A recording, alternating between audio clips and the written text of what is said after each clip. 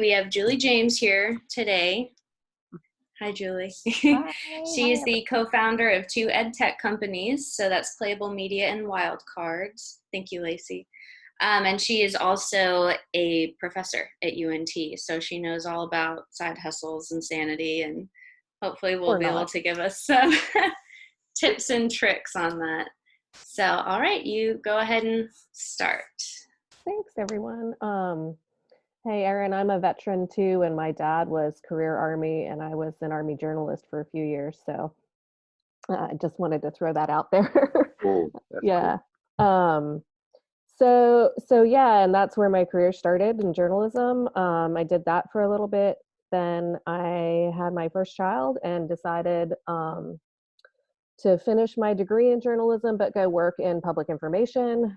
Fast forward a few years, I got my master's degree and had 3 more kids. um, and when I got my master's degree, I is sort of in that program where I got super interested in game design and at the intersection of journalism, media communications, advocacy. They call it serious games now. Um, but I ended up getting a job that was I was working with learning game designers and learning game researchers. So I learned a lot about that approach to game design, and um, and it was there that I met my partners for Playable Media, and we got a grant to build a uh, web tool to support people who wanted to make games, and decided to spin out Playable Media as a company rather than academic project. And we were in a place such that it was supportive of faculty venture and doing things like that. It was at Arizona State University.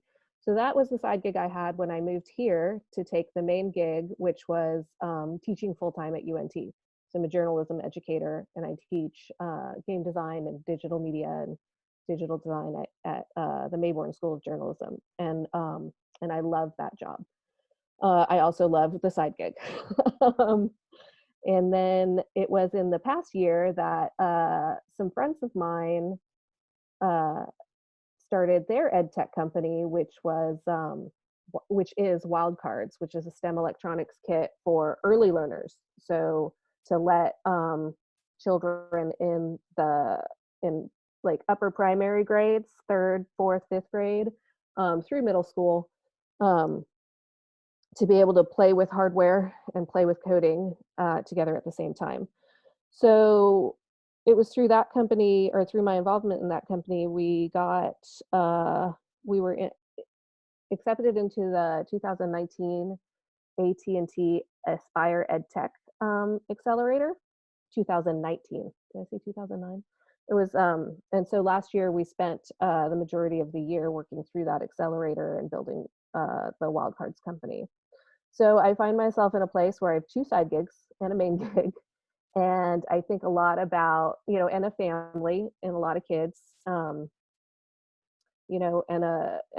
friends that I care about. I don't want to be married to my work kind of thing, although I can go there very easily. So that's a thing that I had to learn about myself in terms of understanding, where to get sanity from, or what I need to do to maintain sanity, some kind of balance really, was to understand that about myself. But I really have only sort of really implemented real tools for that fairly recently in the spring semester. In any case, I think a lot about that, about balancing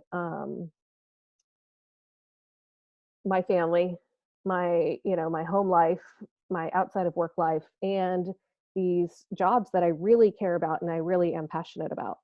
And it's not easy, especially, if Playable Media has a contract to build a game, we're working really hard on that. And sometimes it might need to be full time, right? But that a lot of times means that I'm working like Friday, Saturday, Sunday, if I'm teaching in the middle of the semester and I have classes. And so I've had to treat those times as like a season of sacrifice, right? And so I'm able to say to my family, hey, this contract has an end, this is not forever, but but this is what I'm doing. And I heard that term season of sacrifice from a podcast that I really enjoy listening to. It's Happier in Hollywood, and it's two women who are screenwriters, and they develop TV shows, and they just talk about their careers as women and mothers and spouses and all of that kind of stuff. And so I get a lot out of being a part of that community. I follow them on Facebook too. Highly recommend.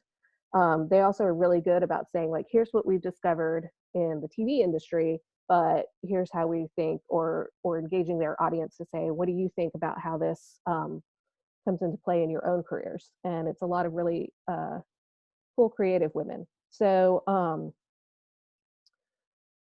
when I heard that term season of sacrifice, it gave me a language for what was happening in my house. And I could say to my kids who, in a moment might say they understand, but in another moment are like, I need, especially right now, like, I can't get on my Zoom call for school. I need your help right now. I want a snack right now, like things like that, or even just managing all the calls that, 3 kids have with 3 different classrooms and that kind of stuff. So that's what, how it's been affecting our house most immediately. And yes, so many snacks all day long. Most immediately right now. And one of the things that happened in the beginning of this pandemic, as we didn't know a lot of stuff, but we're staying home so much more, and then the kids were out of school, was I had to drop a lot of the side gig stuff, which wasn't hard to do because business is not thriving at the moment, given the pandemic, to focus on what was going on with my kids. It felt like a really crazy time, but we came out of it now, having given them that time, and having the privilege of being able to do that, that we have a rhythm today. So I can balance work and them being home with me full time. The other privilege I have there is, and that's a thing that I really try to like pay attention to. But another thing that I have right now is that they're a little bit older. I have 2 third graders and a 6th grader at home with me. So they're not babies. But I remember a time when, they were 3 little babies. They're 2.5 years apart, and I couldn't do a lot of things. And it felt like I was never going to be able to do the things that I wanted to. Everybody else could go networking. Everybody else could have time to work on side gigs. Everybody else could, I was looking out at the world like that. And then realizing, again, that was a secret season of sacrifice. There was an end point to that. Kids get older. It does get easier. But it took me a while to come around to that and focus on, like, this is what I have to do right now. And I can enrich that time by being present with my kids, or I can spend a lot of time. I mean, this is normal stuff. This is what we do, right? I could spend a lot of time thinking about what I was not able to do. Again, I love work and I think about work all the time. And so that was a balance I had to get to. Some other things that were in place for me, or that are in place for me, that I think are, come from a place of privilege, that I have a lot of family support. So I was divorced from my oldest daughter's husband and finishing college as a single mom. And I had a lot of family support to help me get through that. And I know that that's not the case for everyone in that situation, trying to get through school. I had access to education. Now I have a spouse who we're partners, right? He doesn't help at home. We do this thing together. And I know that not all marriages, look like that for whatever reason. In fact, when I was home with the 3 little ones, we had a different division of labor than we do today, Um, but in any case, those are some of the things that today enable me to be able to have so many jobs, to do 2 side gigs and a main gig. The other thing about my day job is that it's super flexible. I have a lot of autonomy over what my day looks like and what my weeks look like during the semester. I know well in advance what's coming up for classes, and whether I need to be on campus or I can be at home because I teach a lot of classes online. I get to decide when I'm grading because it doesn't have to be 8 to 5. I get to decide when I'm, doing course development because it doesn't have to be 8 to 5.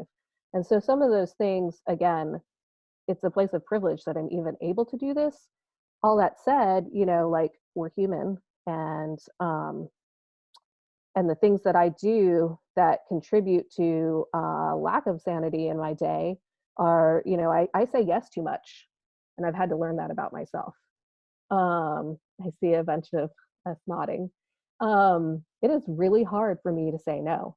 So I have had to learn that about myself and learn how that contributes to crazy days for me, where at the end of the day, I've been running all around, I've been teaching, I've been doing meetings, I've been working on, one or both of the other jobs. And I get to the end of the day, and I always describe it like this: I'm hungry, I'm tired, and I have to pee. I have not paid attention to myself at all, right? That's not a sustainable way to live. And I also can't do things like, we read stories about people who grew their businesses and became very successful. And they did things like, I woke up at 4 a.m. And so from 4 to 8, I worked on the side gig. I can't do that. I can't do that. It's not, if I try to put in some kind of schedule to my day that worked for somebody else, I end up setting myself up for failure consistently because I cannot get up that early. Like, that's not a part of my personality. So I no longer set goals like that. But for a long time, I was like, why can't I do that? Like, why, what is so wrong with me? Or why, my kids, keep me up all night or whatever. It's really not about all of those things. It's about understanding that for me to be successful, sleep is really important, right? It's about understanding what self-care really looks like and how that contributes to sanity. So like for me, self-care can't be going to get a, it's not that these things aren't cool, going to get a massage, going to get my nails done, all of those things like that. It means that I go to bed at 9 o'clock, right? So I have enough sleep to get through my day. I make sure that I eat breakfast, even if it's like something that I had to grab and take in the car with me to drive to a meeting. Um, when I get to a place, if I get to work, if I get to somewhere, I immediately ask to use the restroom. If they offer water, I immediately take it, right? Like those kinds of little behavioral changes um, have helped me, to make sure that I get through a day doing multiple things with a little bit more balance, a little bit more sanity. So when I get home at the end of the day, I'm not feeling like that, because feeling like that turns into my kids want to see me, my husband says hello, and I'm snapping at them, right? I'm totally fried. And it's not because my day was so busy, it was because how I approached my day, or whether I got enough sleep. So those are things that have really helped me to figure out how to have better balance, like in a given day, as well as looking at like, okay, so if I know what's coming up for a semester and I know what I'm going to be teaching and I decide how I'm going to set that schedule, then I also know, okay, like this is what we have for like the next 3 months or 6 months of goals for any one of those side gigs. And, it usually has worked out that one of them um, requires some more attention during, a particular time, and the other one doesn't. I haven't been in a situation such that that they both had like big projects happening at the same time. The fall was a little hard because we did have a game project that we were finishing in the middle of that ed tech accelerator, but I also, on both sides, another place of privilege, for whatever serendipitous reason, I have really great partners. We communicate, we work really well together, we all have families, and it's really important to each of us um, that we're able to do this and be in our families, be present, be there for our kids. And so having that dynamic, regardless of what our other differences are and our other, interests and priorities are, that is super helpful for me right now. Like those are the people I need to be working with because they understand this sort of stuff. We also have really good communication. So, so we're able to, sort of divide and conquer in a reasonable way. And, and I have learned to say, I'll get back to you instead of yes. Right. I have a hard time saying no. I can come back around and say, oh, that won't work. I looked at my schedule. But my first reaction, I like to joke that I'm like an iPhone, right? Like I have some default settings. And one of my default settings is to tell you I'm going to do whatever you're asking me to do right now, regardless of what that looks like, you know, against the rest of my life. And it ends up being me taking on things that are ridiculous in terms of me. Like, why am I doing this? Anybody can ask for help anytime, but I'm not the right person for this, right? It's also helped in the day job when my boss is asking me to do something, right? And I do have a day job such that I can get back to my boss. I don't have to answer. And I know that, you know, maybe the power dynamic or the structure of a job may not be like that for everybody. But for me, I'll get back to you has been a huge tool in giving myself a minute to breathe and think and look at whether it's actually reasonable for me to do something. Um, another I'll close with this and then we can kind of discuss and talk and all of that kind of stuff. But another framework that has really helped me to understand myself and understand how I work and the way others work, you know, how I can work together with others is Gretchen Rubin. She also hosts a podcast called Happier with Gretchen Rubin, and it's her sister that's the TV writer that does Happier in Hollywood. But anyway, she wrote Better Than Before. I don't know if this is looking backwards at you. It's looking backwards at me.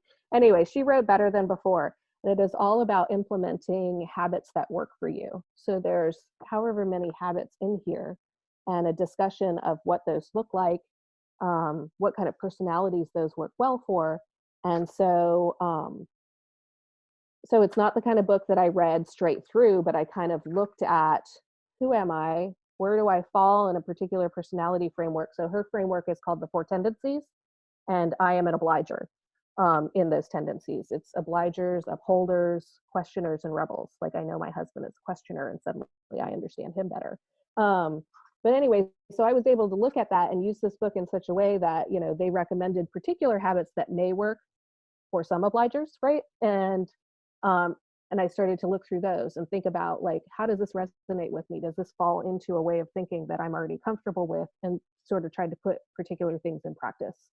That has helped me a lot because for me, sanity is behavioral, right? It's the choices that I make. It's not necessarily a way of thinking when I look at my career. It's, did I get enough sleep? Did I eat breakfast? Did I take that drink of water? I know I'm an obliger. That's why I want to say yes to everybody, right? So I understand that better about myself, and I can say, oh, I don't have to say no because it feels so uncomfortable to me in a moment, but I can say I'll get back to you, right? And then I can take on things that make more sense, or say that I can't take on something else right now. I don't know why that works, but that works really well for me. And I can implement some of the other habits that are suggested in this book so that I can do things, I can be successful within the crazy life that I get to live today. So anyway, I guess I'll just kind of end with that because I would love to chat with y'all and we can ask each other questions. I would love to hear what your strategies are for balance, or if you want to ask the group for some help with that today. I think it'd be a lot of fun to just have some discussion now. Anybody want to jump in? I'll go first. Or Heather, do you want to go? That's okay. No? Okay. I am wondering if you have any advice for what to do when you find yourself already in the situation when you've taken on too much. So I've been in that situation where it's kind of like, I don't even know how to prioritize these things because they're all equally important. They're just different, in different ways. So how do you go about kind of organizing your brain to know what to take a step back from? And do you have any tips on that? Well, I live and die by to-do list, right? And I use a tool called Todoist for my list, and it lets me set up, the Wildcards to-do list, the Playable Media to-do list, the UNT to-do list, the home to-do list. And so I don't mix those things up, right? And it also tells me what is coming up. The other thing, though, because I live and die by these lists, I have, I don't remember where I heard this, but it's not something I came up with. I'll make a to stop list or a to don't list, right? And I'll look at all of these things and I'm like, what can I let go? Sometimes it means I have to have a conversation with someone where I say, hey, look, I thought I was able to do this thing, but I can't. Here's some ideas that I have, or here's someone I think you could go to pick up, but I really have to let go of this. If it's a commitment, sometimes I get into a situation where it's like a commitment with a short-term turnaround, or it really does make sense that I'm doing it. How fast can I get that done and off my plate, right? Sometimes these are a series of 5-minute tasks. If it takes 5 minutes or less, I'm just going to do those things. Get it done and breathe and remember that I need to start saying, let me get back to you a little bit more. But having those to-do lists help, focusing on one, big chunk at a time and looking what the little tasks are, that helps. And yeah, and every so often, it's probably every semester or so, I make that to don't list or to stop list. And I kind of look at like, what are all the things I have to do and what are the things that I can let go of? Sometimes I have made up stuff that I think a project needs or that I think I need to do for my students, and I really don't. Um, and I don't know why that is. It's probably that obliger tendency, and I want to meet these expectations whether they're real or not. Sometimes I've grown them in my head, and I realize like I can stop some things, I can let go of some things, and people get themselves into these situations. It is a super reasonable and human thing to say, I have to step out of this commitment that I've made, and I'm sorry for that. And my favorite thing to do if I can is to give some suggestions or leave them with another person or another place to call, that kind of thing. But we have to do that. Like sometimes it happens. Yeah, that's really helpful. Thank you. I've always been the person that's like, I'll do all of it. Yeah. I'll be dead by the end of it, but I'll do all of it. Yeah, absolutely. And it's not sustainable. Yeah. No, it's really not. Yeah, that's helpful. Thank you. You're welcome. I think part of that is like people that do get asked to do more, right? Like I see it all the time in Denton where people that are like on boards or on committees or like volunteering or whatever it is, it's like they're visible so people think of them and then they get asked and then, right? Like they're probably doing stuff because they are maybe tend to say yes. A few years ago, I had what I called a year of no, where it was like, thank you so much for thinking of me. No, I cannot do that. Please remember me in the future. Right. But it was like it was a powerful exercise. But I'm curious, Julie, to hear you kind of talk about, or, anybody else, because I think that when people have side hustles, there's this like, maybe thought that the ultimate goal is that it becomes the thing. And I think it maybe sometimes puts pressure on the thing or a set of expectations that like, if you don't get there fast enough, then you're failing. But I also think that sometimes like side hustles are just meant to be that. So can you just talk a little bit about like, I don't know. I mean, I'm curious to hear everybody's perspective if you have one. Like, is it okay for it to just be what it is? Or how do you know? Well, for me, it's absolutely okay. But again, like at the beginning of this year, you and I were having this conversation about, is one of the side hustles going to turn into the main hustle? I was in a place personally where I had gotten really bogged down with the day job, with teaching and the demands of students and demands of courses and all of that kind of stuff. And I had to recognize that I needed to take some time to just step back. And again, privilege, I was in such a place that I could take personal leave this spring and not have all of that on me. So I got to work on some of those things and realize, oh, I love this day job for all the reasons why I loved it when I started it, right? And so the side hustles, may not end up being a main hustle. One of the things I have is an agreement with my partners at Playable Media. Like we've talked about this. It's a faculty venture. We want it to be successful. We're consistently working on projects and all of that kind of stuff. But it may be that that it's a faculty venture that helps bolster our careers as professors rather than, you know, like becoming the main hustle kind of thing. It's something that we can do, and we get to decide whether it's more or less entwined with our universities. Right now it's less entwined, but we have that plan. We have like sort of like, what are the milestones that we may or may not reach that might make it that we change our direction a little bit. With wildcards, my involvement was a little bit, then it was a lot, and now it's gone back to being a little bit because I have realized that that I needed to change how that looked too. Because ta-da, it's not sustainable for me to be running 2 side gigs like I want them to be a main gig and doing a day job that I love, right? Like something had to give. And I realized that as passionate as I am about wildcards, I need to remember the thing that I'm passionate about, which is having an impact on education and working with teachers and getting into classrooms and working with kids, and focus on that part, right? Rather than like running the business the way I run Playable Media. In any case, there's also sort of this thing that happens, right? Because we hear all those success stories of side hustles that turned into really big, main successful jobs and companies, and we forget that the bulk of small businesses and side gigs in the United States are not that, right? Like it's okay to have a lifestyle business. It's okay to have a creative side gig that is just a creative side gig, and maybe it makes some money, or maybe it just gives you that outlet to do something that kind of like fills your bucket, right? And so remembering those things, then I don't put the pressure on myself to say that Playable Media needs to be Facebook, right? But that's a success story we hear, you know?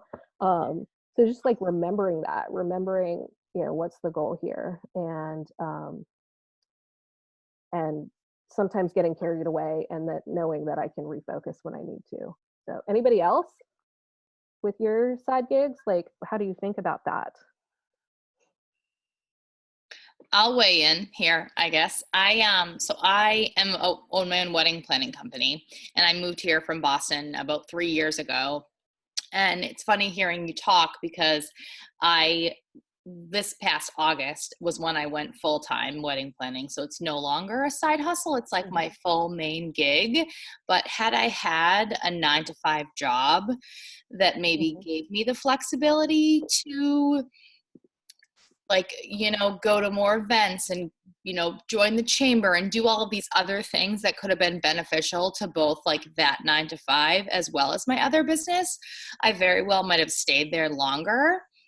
But I like was, you know, always under the impression of like, this business is never going to get off the ground if I'm treating it like a hobby. So I felt like when I left the hotel, I could now focus 100% of my time, like all of my motivation, all of my drive on getting this business to where it needs to be. Like it was already off the ground. I was already super successful, but then, you know, you work 9-to-5, Monday through Friday, you have a rehearsal on Friday, 2 weddings on Saturday, you go back to work, and you're just like running yourself ragged. And I felt like I was busy enough that financially I was like, okay, I'm not going to be making as much as I am now, but I'll get there. I'll get back to that standpoint, you know? Yeah. If I would have had a different career path maybe, or a different boss, then things might have been different, you know, because it is, even right now, it's very nerve-wracking during all that's going on to know that like no one's writing me a paycheck. I have no, you know, that's scary. That's a very scary thing. So, yeah. Yeah. Thanks for sharing that, Cindy. It's, you know, that's like why we're here, because we need to hear these different experiences and different perspectives. And you're right. We've been working together since 2013. We started Playable Media in 2016. If I had focused on that business, if any one of us had focused on that business full time, it could look really different today. That's the truth. And so instead, you know, this is how we do it. And so this is what it looks like, right? Like that is the truth. I would have to say, if you can see what privilege you do have and how you can use that to the benefit of your side gig, if that's what you really want to give it a shot. Jobs this is really easy for me to say, jobs will be there, right? Like, it is worth taking the risk if you can do that in such a way that it's that the failure might be reasonable, but the reward could be like what you're saying, it could be like really huge. It's easy for me to say, I know that, but like but maybe it's like a smaller risk and then a little bit bigger, right? It doesn't have to be all at once, right? We don't have to cannonball off the side of the cliff. We can put our toe in the water. Yeah. Yeah, that And kind I of thing. also, I don't have any children right now. It's just like, it is just me and my fiance and our dog. So not that I am taking that lightly, but like, there's really no one else depending on me than myself, right? So I don't have to worry about making sure I have money for my son's soccer, all of these different miscellaneous things, you know? And also while we're chatting, I'm a yeser too. I saw everyone shake their heads. I feel like we're all yesers. Why are we here? Right. But part of me is selfishly, just business wise, and I don't know if anyone else feels this way. Like, I volunteer or sign up for everything that I can because I want them to be like, and on our board or on our committee is Cindy from CM Promotions. And I want to stand up and I want to wear my shirt with my logo. And I want everyone to be like, wow, that girl's involved in everything. Like, we should think about her when we need her services next. So as much as I'm like, yes, I run myself a little ragged doing that sometimes, I feel like, that's why I left my 9-to-5. That's why I'm here, because I have to do things like that, you know, and I'm working on steps for the future and building a team and all that, etc. But yeah, if anyone needs me to do anything, let me know. That's awesome. And again, like, that's a season of sacrifice, sort of like in a different way, right? Like, sometimes it looks like me having to put the side gig on the side burner, or sometimes it looks like having to put your side gig forward and, you know, and making those commitments and building, you know, that recognition. So I totally get it. Some of the things that I've been able to do are be strategic about those places that I'm going to be involved with, right? And so, like, in game design, we have this thing called the core mechanic. Like, what are you doing that contributes to the end goal over and over and over again? So then I have to look at, right, this is where that to stop list helps. Make a list of those things that I think I want to do, or that I've been asked to do, or, you know, the organizations and all that kind of stuff. So for me, I have to choose. I can't do them all, right? There could be another time where that looks different, but I have to look at, all right, so which ones are gonna give me, what's the word? What am I gonna get more of a return out of? Not that relationships should be so transactional, but I have to look at what makes more sense, right? And then, you know, for where you're at, you have to go out there and get the name of your business and your name out there. It makes, you know, it's always going to be different stories. So I love that we can share, you know, like I said, both these perspectives. Anyone else? I have another little advice request from you. So what you were talking about, work-life balance specifically, right? So I've gotten much better at, you know, making sure to eat dinner, you know, with my partner, and maybe watch some TV before bed, and take a few hours to not do anything. But my problem is that my physical space ends up being filled with my side hustles. So like right now in the room I'm in, there's boxes of period products on the other side of it. And I don't live in a big apartment, but like a few years ago, we lived in a shoebox apartment, and I was doing the dime handmade harvest. So then that was overrun. And so what for you is that line where you're like, and I know that for me, it's physical space, you know, I don't live in the biggest places. But do you have like a fine line for yourself where you're like, if I cross this, then I'll be overdoing it, like whether, you know, bringing my work home with me or mentally, or do you have like a benchmark kind of thing to go off of? I have a little bit more space, but the Wildcards warehouse is in my front room. So I know what you're saying, right? Like, I am our, you know, like, I fulfill our orders and send them out. So I know what you're saying with that. So we have tons of technical stuff, but I am able to keep it in that space. I have it organized in such a way that it doesn't make me too crazy, you know? But the other thing maybe that might be helpful, I don't know, like not being on my computer after dinner, not being on my phone after dinner. I turned off nearly all of the notifications on my phone. I don't get notifications for anything. So my technology is such that I'm going to it when I need something. It's not constantly pulling me, right? And that has helped me have that brain space. Because even just the constant notification from your favorite social media app or news app is like pulling on you, right? Like you get a fatigue from having that happening to you all the time. I'm not great. Sometimes I am on my computer after dinner, but and my kids call me out, you know. But doing some of those things, I disconnected. You know, I don't have the emails all coming into one spot. Sometimes we do that, and our inbox is everything. I decided intentionally that I wanted them to be separate. So when I'm going to UNT email, it's just to work on UNT things. When I'm going to, you know, Wildcards or Playable Media, or my personal email, so I don't have them all mixed together. But having turned the notifications off on my phone and silence most of the things, I have the setting, that do not disturb setting, that just goes on automatically for me every night. I don't get any phone calls at night. I don't hear any pings at night. All of that stuff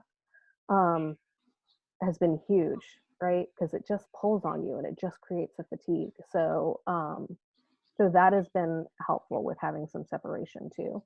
And then being intentional about, okay, so this is a chunk of time where I'm going to work, right? Like during our Stoke sprints, every weekday at 1, you know, like, and then setting it up that it doesn't look like how I like right now. But that has turned out to be really productive for me. So it's working, right? So even though I'd rather my kids be in school and I be at Stoke, this is what it looks like today. And so then I'm intentional about that time. I think that's for me, like that's what I've got. Does anybody else have suggestions? Because I'd be down for knowing some other strategies for that.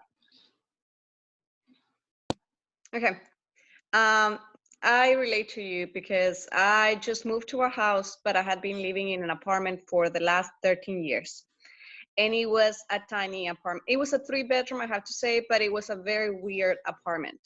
It used to be the leasing office. So it really didn't originally have a kitchen. So it was a tiny hall, but super tiny hall. And it didn't have like a dining room, dinette, or anything like that. That was the living room, which was the smallest living room I have ever seen in my entire life. But it had 3 bedrooms. Yeah. So originally it was like $700. So that's why I took it, because I had my siblings with me.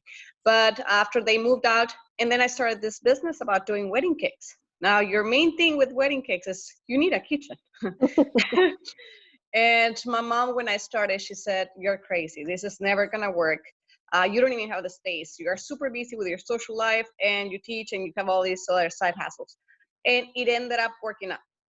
But now I ended up with all the wedding cake stuff everywhere. And it was already, the apartment, it was so tiny, it's just structure weird, but that everything invaded my whole apartment. And if I was to bake, then I couldn't do anything else in the house, and nobody else could do anything. Originally it was just me when I started the business, like in the apartment, and then I got married, and my husband has a 16-year-old. So it was my husband, his 16-year-old, and me, and the wedding cakes. And it was like a 400 people wedding cake to doing that craziness. I even had to buy a new fridge, a freezer, and I put it, everything was crazy. So I know what you mean as far as everything is invaded with my stuff. What am I supposed to do? It's just emotionally, it kind of, it seems that even when you're not working, you're still working because you're seeing the stuff everywhere. But for me, what worked was like, what is my goal? Originally, I didn't really have a goal. My goal was ultimately, I want to sell 1 cake per month, because I was doing it for fun. I wasn't planning on doing wedding cakes, and it ended up working out, and people started asking for wedding cakes, and it just got crazy. I wasn't ready for it to go that fast. But then I was like, okay, as a teacher by myself, because I was single, I was like, I'm 40 and single, and I don't know if I'm ever gonna get married. I was like, am I really gonna be able to afford a house ever? So my idea, when it started already working out, I was like, well, maybe I have to just go crazy for 1 year. Maybe I have to go crazy 2 years, and then I can get a down payment for a house. Then we actually, you know, I found my soulmate, we got married, and then I was like, okay. And he asked me, you know, no, actually I asked him, I was like, well, here's the deal. So, or you help me with the wedding cake industry thing, or I just stopped doing it because my hair, it's falling off, and it's just, I cannot do it. I had an ulcer and a hernia all at the same time.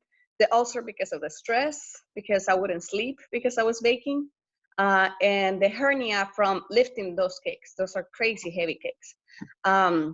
So I was like, he's a high school teacher too at Geyer. So then I was like, we can do one out of two. Or if you think that this is definitely going to affect our relationship, then we stop it. But then I don't know when we're going to be able to afford a house, eventually in like 10,000 years. Or you help me with this, and then we might be able to save for a down payment. And thankfully, after a year, we moved to a house, and Awesome. and everything has worked out perfect. But the thing is, now I don't have my stuff all over the place. And just knowing that I had a goal, my goal was in 1 year or in 2 years. Yes, right now I'm seeing craziness, but I won't see it anymore. I think that gave me a peace of mind, and having boundaries as far as I don't answer messages Sundays, I don't answer messages, you know, specific time, or I think that helped me. But I understand what you mean. It was 13 years in the same apartment. I felt like it was my house already. But yes, the whole thing was even more stressful, but now I feel a peace of mind. We got the house, and now it looks like a normal place. That's fabulous. I thank you so much for sharing that. And I love that goal, and then hearing that it worked out. And I think that for some of us, this for me, I think I need to write this and put it up. You know, whatever that goal is, have it where you can see it, right? So if that stuff is weighing on you, and you know, it feels big and heavy sometimes, go back and look at that and say, okay, I am moving closer to this, and this is how, right? That's awesome.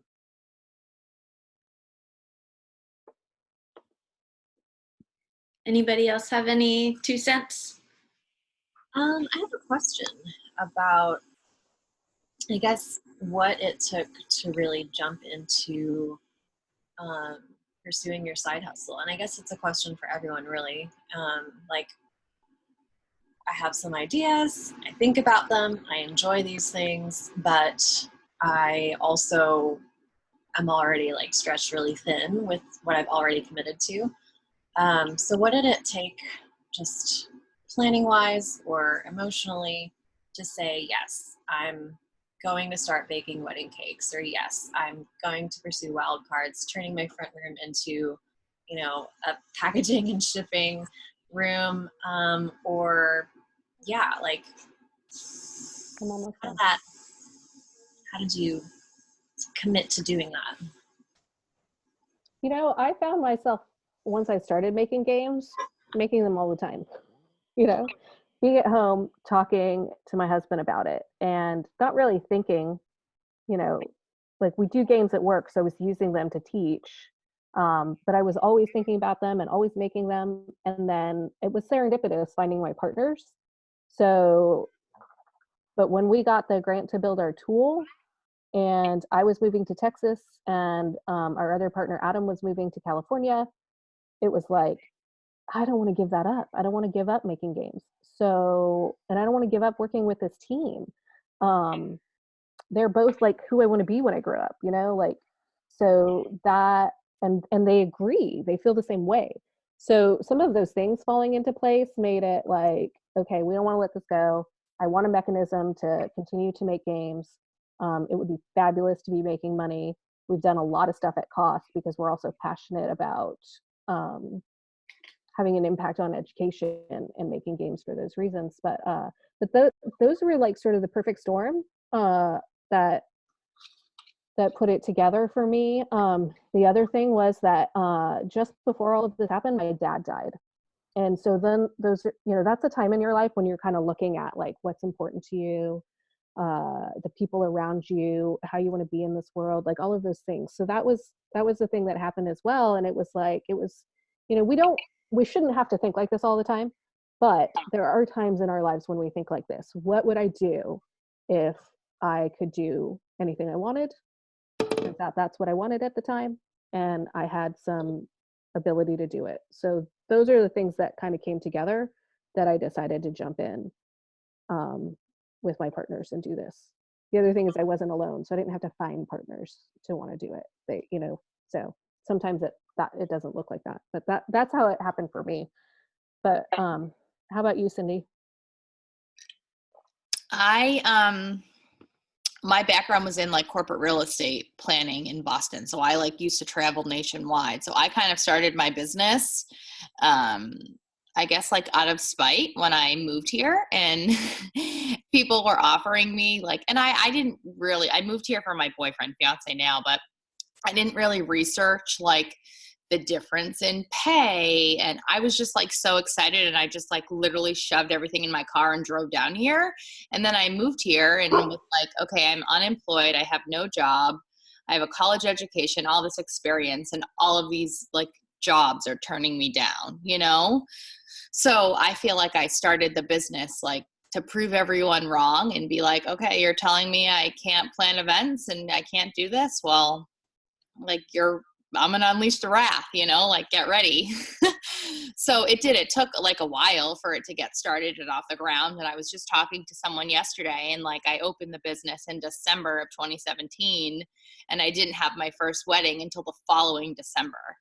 And she was like, that sounds like an average timeline. And to me, I was a year, it took me a flipping year to book one client, but that's just getting started. And I probably could have gone much quicker if I could have devoted more time to go to events and network more and do all of these other things. But I don't know. I never thought I wanted to be a business owner. I never was I want to be an entrepreneur. I want to own my own company. It just has kind of happened that way. And now I can't imagine doing anything else, for me at least. Mm-hmm. Academy? For me, to be honest, I'm a dreamer. I'm a crafty person. For me, it's I do everything for free. It's I'm a teacher. It's not my mind is not business-like. So, and I like to do 3,000 things at the same time. What inspired me was I met this person in San Antonio. And I know this person in San Antonio, and she had through 2 kids. Now she has 3.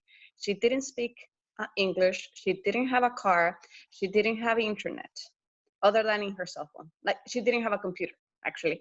And she started this business doing birthday parties for kids, balloons and invitations and all these decorations and stuff. And at first, I don't know if I said, but she didn't have a car either. So then people are, that's never going to work. So how are you going to communicate if you don't even speak English? You don't have anybody to take care of your kids. You start adding the stuff, and it's impossible for it to work. Plus, she didn't really know how to make invitations. She didn't know how to make, she was selling desserts too. I was like, you don't even know how to bake. What are you selling? And I was like, I don't get it. So at the end, right now, she is in San Antonio, the most popular person. Even if she doesn't speak English still, just a little bit. Now her little daughter of 7 years old is the one that translates.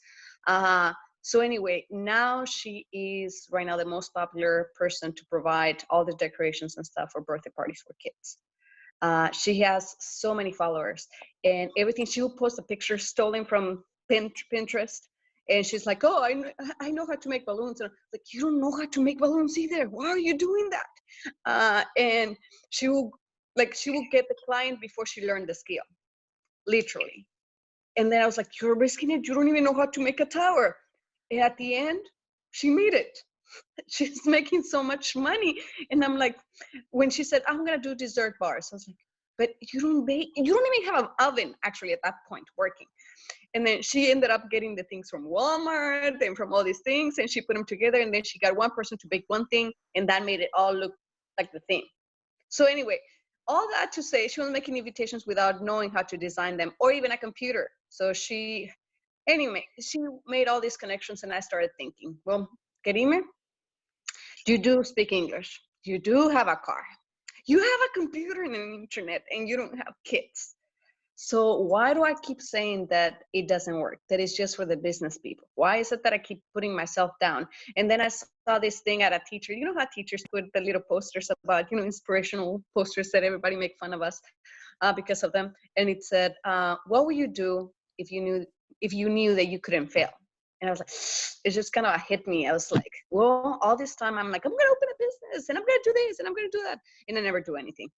I was like, what do I have to lose in this case with the cakes? I'm buying 4 pans to start with. If nobody orders cakes, then I already bake a cake for me. So it's like, I don't have anything else to lose. And then I was going through a depression moment that I had never gone through. And then at that point I was like, you know what? I'm just going to do it. I started telling all my friends that I was going to do it because I knew that I was going to back up in last minute. So if I told my friends, then I was going to be embarrassed that I was backing up once I was actually fine. And yes, so I did it. I told them then I was fine and I didn't want to do it anymore. But everybody's like, so Karime, what happened with your business? I'm like, oh yeah, I'm starting it. And at the end, here we are. That's so awesome. I think that we have to remember that too. My mom means well, but when I tell her I want to do a thing, she's like, why? You have kids, you have a job, you have a husband, you have friends. And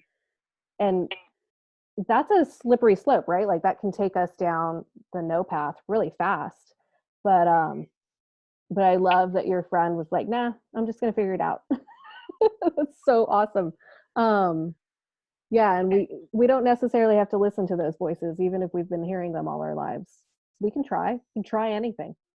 So anyway, thanks y'all for being here today. This was a super fun conversation. It was really great to meet you guys. Yeah. Yes. You too, Julie. Thank you for hosting for us today. I think we all got a lot out of it. Cool. And Stoke has my contact information. It's julie@playablemedia.io if you want to send me an email. Let me just type that into the chat real quick. I'm on social media, and I'd love to chat with anyone anytime about any of this or something else. So thanks a lot. I got to take off. Bye, everybody. Thank you.